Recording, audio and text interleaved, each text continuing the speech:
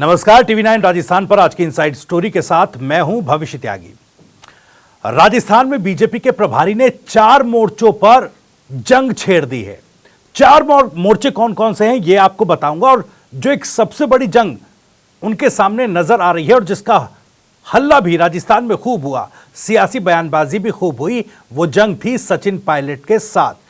सचिन पायलट को लेकर किस तरह की बयानबाजी बीजेपी प्रभारी राधा मोहन दास अग्रवाल ने की, यह आप सबको पता है। और इसके जवाब में क्या हुआ, लोग उम्मीद कर रहे थे कि सचिन पायलट भी तल्ख अंदाज में जवाब देंगे बीजेपी प्रभारी का, लेकिन सचिन पायलट ने पहले तो राधा मोहन दास अग्रवाल को मर्यादा का पाठ पढ़ाया, शब्दों में मर्यादा रखने की बात कही, इशारों इशारों में।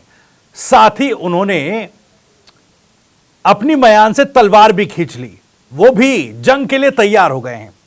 लेकिन सचिन पायलट ने साफ कहा है कि अब बतौलेबाजी से काम नहीं चलेगा। उनका कहने का मतलब यही था, क्योंकि आने वाले समय में 6 सीटों पर उपचुनाव होने हैं और सचिन पायलट ने साफ कह दिया है कि उपचुनाव में 2-2 हाथ हो जाएंगे, यानी खुला चैलेंज बीजेपी और बीजेपी प्रभारी राधा मोहन दास अग्रवाल को दे दिया है।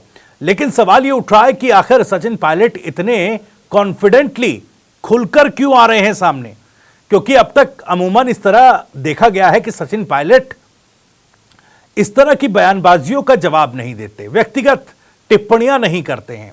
लेकिन सियासी गलियारों में भी यही चर्चा चल रही थी कि इस बार भी सचिन पायलट थोड़ा शांत रहेंगे, काम और कंपोज रहेंगे और कुछ ऊल जलूल बयानबाजी नहीं करेंगे। हुआ भी ठीक वैसा ही। सचिन पायलट ने अपने शब्दों में, अपनी भाषा में मर्यादा तो रखी, लेकिन उन्होंने 2-2 हाथ करने की बात कह दी, यानी खुलकर उन्होंने चैलेंज किया है। अब सवाल यह उठता है कि उपचुनावों को लेकर सचिन पायलट क्या वाकई पूरी तरह से कॉन्फिडेंट है? कांग्रेस पार्टी को लेकर 6 की 6 सीटों पर क्या वो कॉन्फिडेंट नजर आ रहे हैं, या फिर सचिन पायलट ये जानते हैं कि जो ये कई मोर्चों पर प्रभारी राधा मोहन दास अग्रवाल ने लड़ाई छेड़ी है, इसका जो कोलेट्रल डैमेज होगा उसको संभाल नहीं पाएगी बीजेपी? क्या इस वजह से सचिन पायलट ने 2-2 हाथ करने की खुली चुनौती जो है वो प्रभारी राधा मोहन दास अग्रवाल को दी है? अब दरअसल आपको समझाता हूं कि किन किन मोर्चों पर बीजेपी प्रभारी ने जंग छेड़ दी। एक तो जाहिर तौर पर सचिन पायलट को लेकर जिस तरह की बातें कही और उस पर जिस तरह के रिएक्शंस उनको मिले, इसके अलावा बीजेपी की सदस्यता अभियान की बैठक में जब बीजेपी के ही नेता, मंत्री, सांसद, विधायक, इनकी क्लास राधा मोहन दास अग्रवाल ने लगाई, साथ ही साथ उस बैठक में राजेंद्र राठौर साहब का नाम लिया और एक तरीके से कहें तो फटकार लगा दी, अटेंडेंस लगा दी। इसके बाद से चौतरफा विरोध हो रहा है। राजपूत समाज में इसका आक्रोश, इस पर आक्रोश देखा जा रहा है, नाराजगी देखी जा रही है। करनी सेना आज महिपाल सिंह मकराना ने भी जो है प्रेस कॉन्फ्रेंस कर अपनी बात रखी है, मैं उस पर आऊंगा। लेकिन राजेंद्र राठौर ने जिस तरह की बात कही है, राजपूत वर्ग केवल राजस्थान में ही नहीं बल्कि बाहरी राज्यों का राजपूत वर्ग और राजपूत वर्ग से जुड़े नेता राधा मोहन दास अग्रवाल के बर्ताव का विरोध कर रहे हैं, उसकी निंदा कर रहे हैं। और जो सवाल उठ रहा था राजेंद्र राठौर को लेकर कि उनको राज्यसभा क्यों नहीं भेजा गया, वो सवाल भी पूछ रहे हैं। तो एक नई चिंगारी बीजेपी के भीतर ही राधा मोहन दास अग्रवाल ने जला दी है। उस तरफ भी, उस मोर्चे पर भी राधा मोहन दास अग्रवाल को विरोध का सामना करना पड़ रहा है।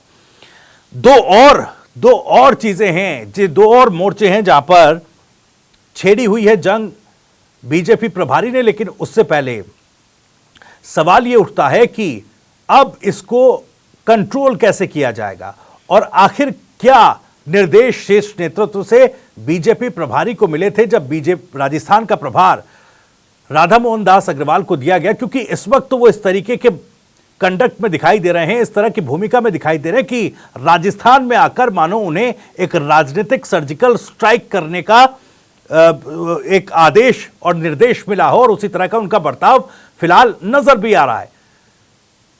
बिल्कुल राजस्थान में अपना प्रभार संभालते ही राजनीतिक तौर पर तोड़फोड़ करने में, सर्जिकल स्ट्राइक करने में राधा मोहन दास अग्रवाल लगे हुए हैं।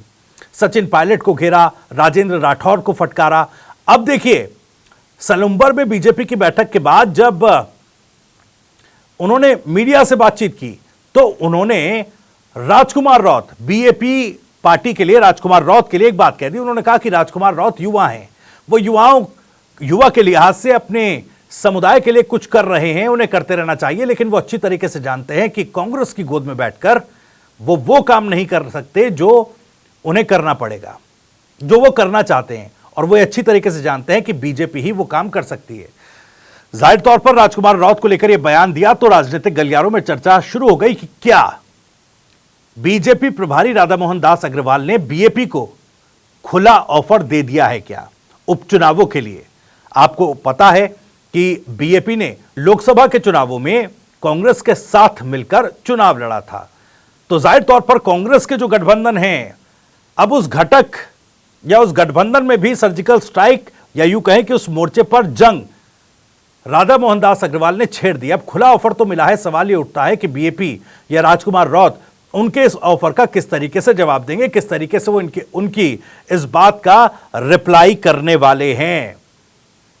सबकी निगाहें टिकी हुई हैं क्योंकि इस बार आरएलपी और बीएपी दोनों ही पार्टियों को लेकर लोग असमंजस की स्थिति में हैं, और जो रवैया आरएलपी और बीएपी का रहा है और कांग्रेस का इन दोनों दलों को लेकर जो उपचुनावों से पहले जो रवैया दिख रहा है, उसमें अभी गठबंधन को लेकर कुछ भी पुष्ट कर पाना संभव नहीं है।